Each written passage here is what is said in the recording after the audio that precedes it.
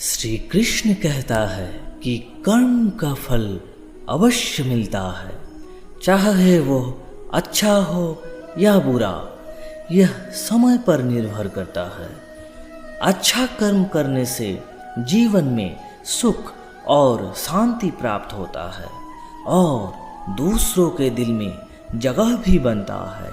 बुरा कर्म करने से जीवन में दुख और कष्ट का सामना करना पड़ता है और लोग भी आपसे दूर होता चला जाता है। कर्म ही हमारा भाग्य का निर्माता और जीवन का निर्धारक होता है, इसीलिए सही कर्म करना आवश्यक है। सही और नेक काम करने से ही जीवन में सच्चा सफलता मिलता है और जीवन में स्थायी संतोष मिलता है। श्री कृष्ण कहता है कि कर्म का फल अवश्य मिलता है, चाहे वो अच्छा हो या बुरा, यह समय पर निर्भर करता है। अच्छा कर्म करने से जीवन में सुख और शांति प्राप्त होता है और दूसरों के दिल में जगह भी बनता है।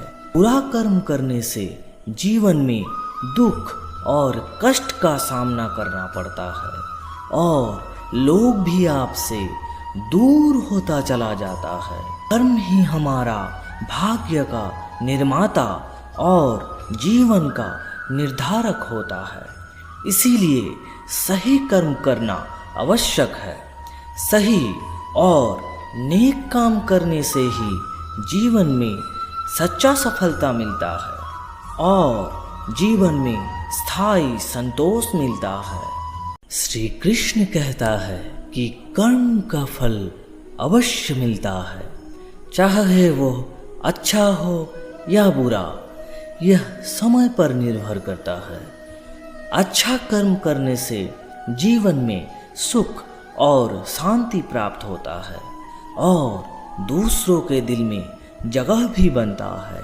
बुरा कर्म करने से जीवन में दुख और कष्ट का सामना करना पड़ता है और लोग भी आपसे दूर होता चला जाता है। कर्म ही हमारा भाग्य का निर्माता और जीवन का निर्धारक होता है, इसीलिए सही कर्म करना आवश्यक है।